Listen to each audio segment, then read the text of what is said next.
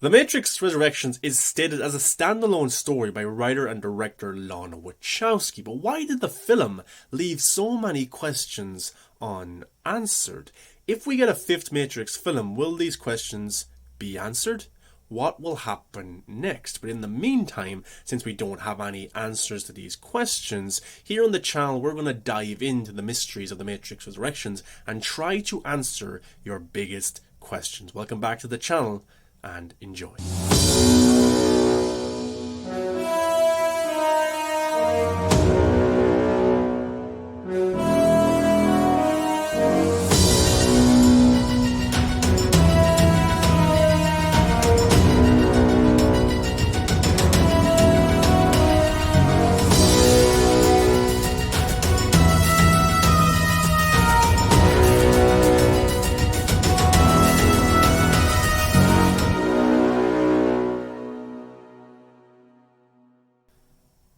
What's going on, guys? Welcome back to the channel. I'm your host, the Viking. Make sure you give a thumbs up and subscribe for new Matrix videos every single day. But Matrix 5 is in doubt. The studio wants to do it, but the film did lose a lot of money. And Lana Wachowski, the writers, the directors, have all said that they have no plans for a fifth Matrix film. Keanu Reeves will return only if Lana Wachowski does. So the future is very uncertain right now.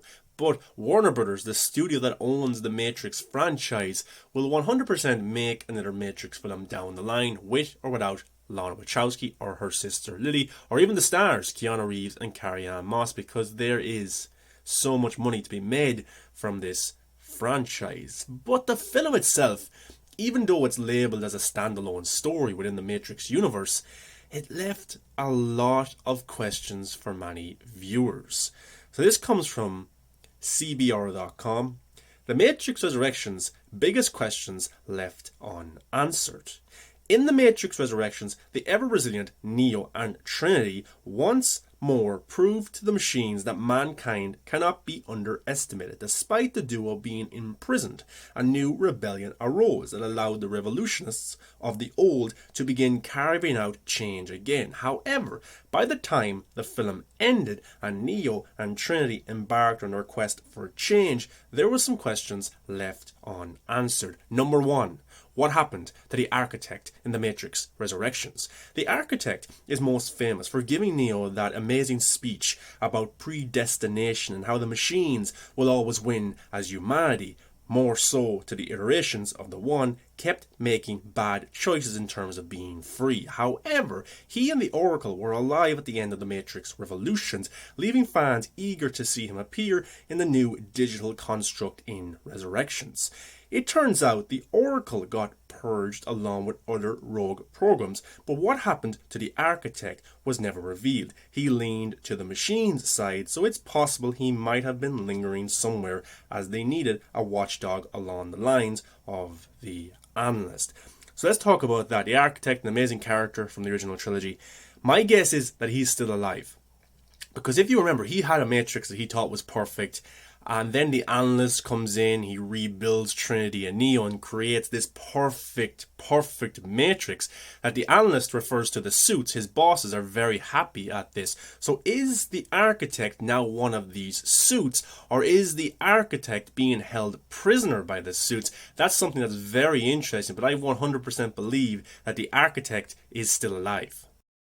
But let us know in the comments what you think happened to the Architect. Number two, what is Smith's real mission? This reborn Smith was hidden from the machines, but he did attack the Analyst as he hated being a pawn in the game to control Trinity and Neo. Smith then left them to fight off the swarm of bots, leaving viewers wondering what he did after as this anti-hero. It's known that Trinity and Neo were rebuilding the Matrix in the final scene and continuing the rebellion in the real world, but it's never clarified if Smith's watching them and hiding out in ignorant bliss, if they left him alone as a thank you, or if he is plotting like a villain to take over both realms again someday. Yeah, Agent Smith, if they make Matrix 5, he will come back in some capacity. What is his endgame? What is his goal? Does he want to take over a new Matrix? Does he want to go into the real world? What exactly does Agent Smith now want, since he has been awakened? Number 3. Why did Neo mix Smith and Morpheus? The machines rebuilt Neo's human body after revolutions to feed off his energy, but when he made the new Matrix under their supervision, he mixed the code of Smith and Morpheus to create a new Morpheus. It's never explained though as to why he did this, because the Prime Smith was already brainwashed into being the game developer partner to Neo's unawakened form of Thomas Anderson. Thus, mixing Smith's code in with his former mentor was dangerous, as it could have corrupted Morpheus. It's curious why he just didn't model him after the original Morpheus rather than planting him as a sleeper agent. Now, the reason I think he did this was because back in the original trilogy, yes, Morpheus is the one who awakens Thomas Anderson to become Neo, but the reason that Neo discovers his powers and he starts to believe that he is the one is in his engagement with Agent Smith in terms of fights. You can see how Neo discovers he has the power to stop the bullets, to read the code. It's when he is up against Agent Smith. So I think that's why he needed the two of them. He needed somebody to awaken him, but also kind of push him a little bit further so he could tell what kind of powers he had, and to kind of believe, as the original Morpheus said, he's starting to believe. Another reason for this as well is because Thomas Anderson hid this Morpheus in plain sight among the agents. And if you look at what the analyst did to hide Trinity and Neo, he gave them different DSI, so they looked different to people. It didn't look like Keanu Reeves or Carrie-Anne Moss. It looked like an old man or old woman. So then when the real world, like Bugs, was trying to find Neo and find Trinity, they couldn't because they looked completely different. So Thomas Anderson was doing something very similar as well. He was hiding his Morpheus in plain sight with the agents. Very, very smart. Number 4. Who is the real one in the Matrix Resurrections? In the finale, Trinity exhibited flight and the ability to change things in the Matrix. She was killing and rebooting the analyst while remaking the new world in and out of the construct. So viewers are left wondering if she's the real one. Neo was with her, but he isn't shown flexing his powers. So it might be the prophecy from the original trilogy was all to get him to this point so Trinity could realize her full potential. It's possible that they're both the ones, but there's also potential that with Smith helping free them in the end, he may also be the one, not as a builder, but as someone who allowed the Messiahs to reunite. The prophecy was always vague, and Smith hinted at it in the past as the child program of the Oracle and the Architect. So there's some credence to this. So who is the real one? Is it Neo? Is it Trinity? I think they need each other to be the one. Go back to the original trilogy, Neo was dead and that kiss brought him back to life with Trinity. I think they need each other. I think their love is so strong that Neo can't be Neo. He can't be the one without his Trinity, and Trinity can't be the one. She can't be Trinity without Neo. I just think they both need each other to be the one. I think the one is a little bit of a myth. I don't think there is a one, and I think that's been questioned many times in the films. I think there is people who can, awaken to a level of degree where they have these powers, where they're fully awakened and they can control what's in the Matrix because they realize it's the Matrix and they're starting to believe in themselves. And we get to see that because when they jump off the building, Trinity is the one that saves Neo this time. She's the one who has her powers. Another reason for this as well, because Neo has been drugged and experimented on for 60 years. He's been drugged with the blue pill. Trinity was not drugged at all. Her kind of anchor was her children and her husband. That's what made her stay in the Matrix. Neo, not at all. He was on his own. He was a game developer. He had a therapist who was the analyst who told him basically he's crazy, and he was feeding him blue pills like absolutely he was eating Smarties or something. But who is the one? Is it Neo? Is it Trinity? Is it both? Is it neither? Get into the comment section. Let us know below. Number 5. Does a new Oracle exist? Sati displayed all the knowledge of Oracle, who was her mentor in the old Matrix movies. Thus it felt like when the Oracle was purged, some of her code mixed with Sati, who could communicate with machines and spy in on Machine City. This may well have been Neo's doing, acting as a failsafe, as it did feel like she had sight beyond sight and could have been a new Oracle. Additionally, Trinity also had dreams when she was Tiffany, hinting how she'd return to Neo and fight a new war soon. As such, it would have been nice to clarify if some of the Oracle's code got put into her by Neo subconsciously as well.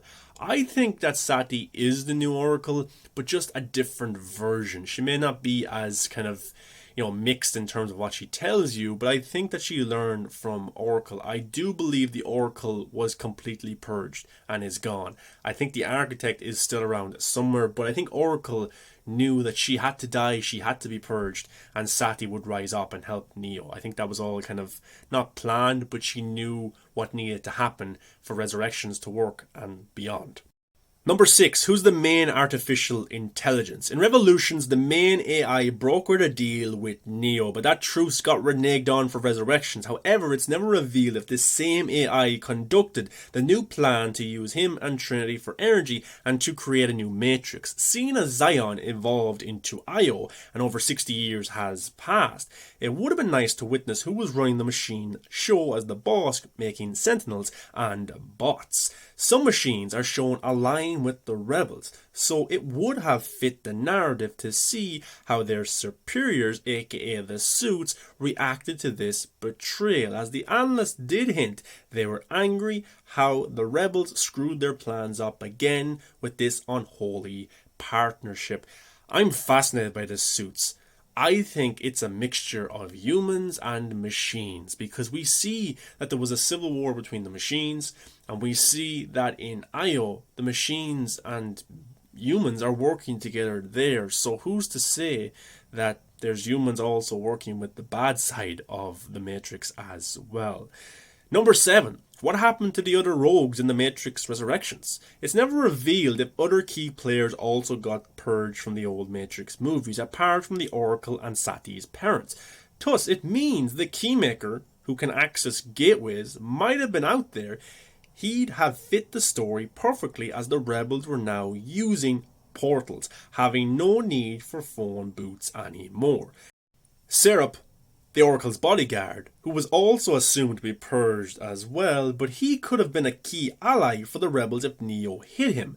Lastly, the movie shows the Merovingian exiles who clashed with Neo as they felt he'd reveal they were hiding. But after he beat them up, it's never revealed where they went to and if the Merovingians' previous affiliations, such as Persephone or the twins, still exist somewhere.